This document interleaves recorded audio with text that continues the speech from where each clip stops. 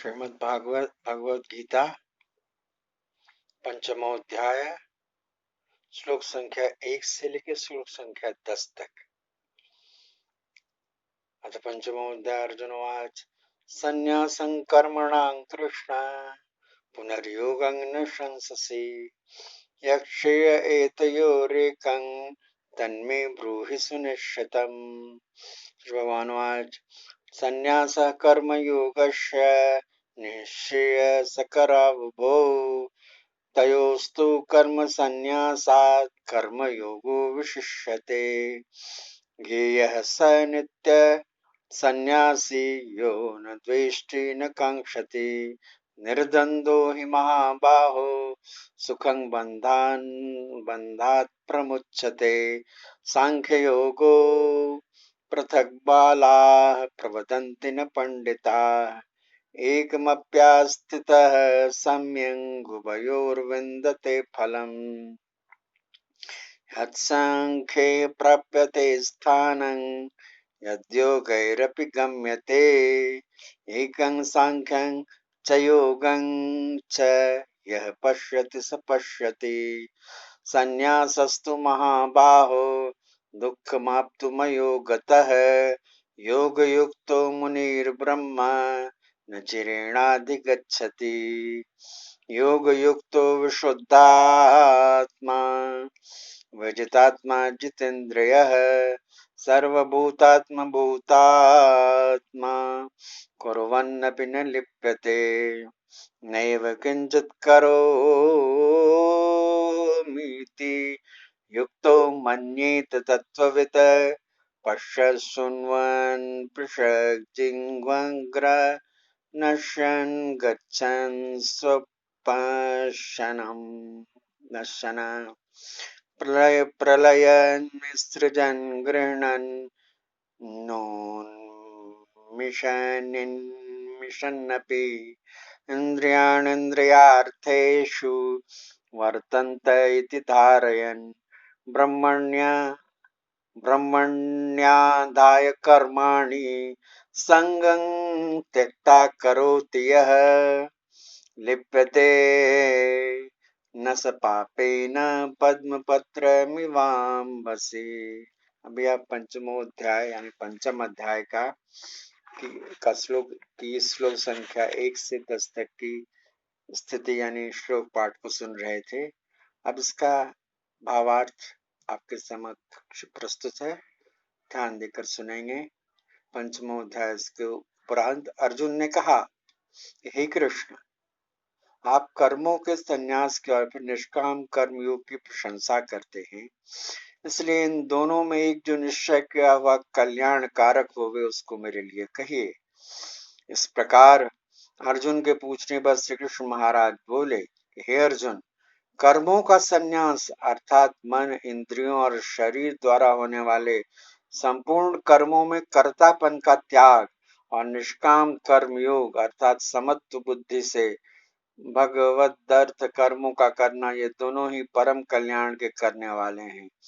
परंतु इन दोनों में भी कर्मों के संन्यास से निष्काम कर्मयोग साधन में सुगम होने से श्रेष्ठ है। इसलिए हे अर्जुन, जो पुरुष न किसी से द्वेष करता है और न किसी की आकांक्षा करता है, वह निष्काम कर्मयोगी सदा सन्यासी ही समझने योग्य है, क्योंकि राग द्वेषादि द्वंद्वों से रहित हुआ पुरुष सुख पूर्वक संसार रूप बंधन से मुक्त हो जाता है। हे अर्जुन, ऊपर कहे हुए संन्यास और निष्काम कर्म योग को मूर्ख लोग अलग अलग फल वाले कहते हैं पंडित जन, क्योंकि उन दोनों में से एक में भी अच्छी तरह स्थित हुआ पुरुष दोनों के फल रूप परमात्मा को प्राप्त होता है।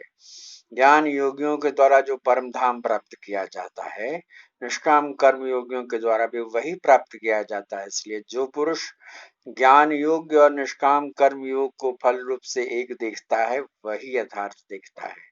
परंतु हे अर्जुन, निष्काम कर्म योग के बिना संन्यास अर्थात मन, इंद्रियों और शरीर के द्वारा होने वाले संपूर्ण कर्मों में कर्तापन का त्याग प्राप्त होना कठिन है, और भगवत स्वरूप को मनन करने वाला निष्काम कर्मयोगी परब्रह्म परमात्मा को शीघ्र ही प्राप्त हो जाता है।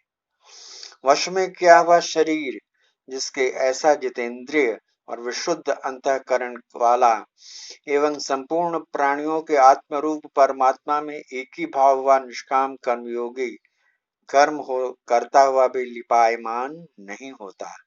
हे अर्जुन, तत्व को जानने वाला सांख्य योगी तो देखता हुआ, सुनता हुआ, स्पर्श करता हुआ, सूंघता हुआ, भोजन करता हुआ, गमन करता हुआ, सोता हुआ, श्वास लेता हुआ, बोलता हुआ, त्यागता हुआ, ग्रहण करता हुआ और आंखों को खोलता और मीचता हुआ भी सब इंद्रियां अपने अपने अर्थों में बरत रही हैं।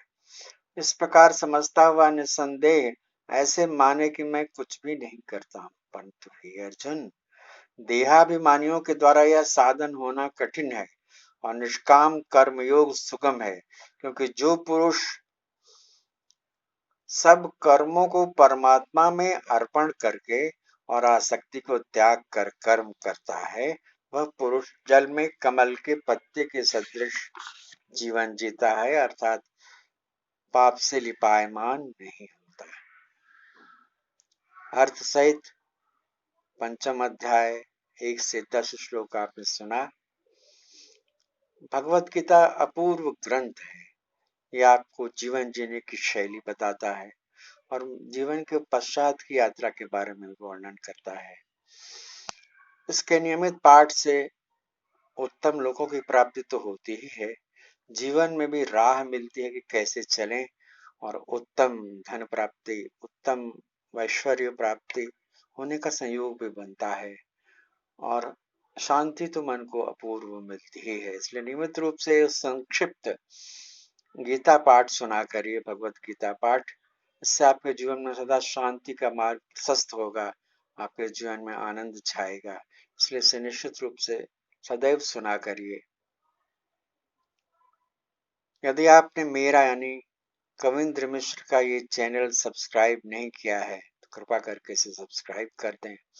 यदि आपने इस चैनल को शेयर नहीं किया तो शेयर भी कर दें और शेयर तो कर ही दें और बेल आइकन दबाना तो बिल्कुल नहीं भूलें, इसे भी दबा दें, क्योंकि शेयर करने का सबसे बड़ा फायदा है कि ये जो उत्तम वस्तु है यानी गीता पाठ है वो सब लोगों तक पहुंचेगी। मेरे चैनल में इस तरह की धार्मिक चीजें मैं प्रस्तुत कर रहा हूँ लगातार, ये भी सब लोगों तक पहुंचेगी। जिनके पास पहुंचेगी वो सुन के पुण्य के भागी तो बनेंगे ही, आप भेजेंगे तो आप भी पुण्य के भागी बनेंगे, अपूर्व पुण्य के स्थिति में आप पहुंचेंगे। आइए संक्षिप्त भगवत नाम संकीर्तन कर लें। ओम नमो भगवते वासुदेवाय।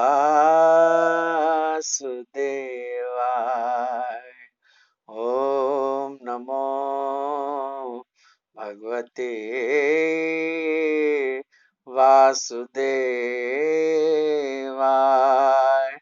ओम नमो भगवते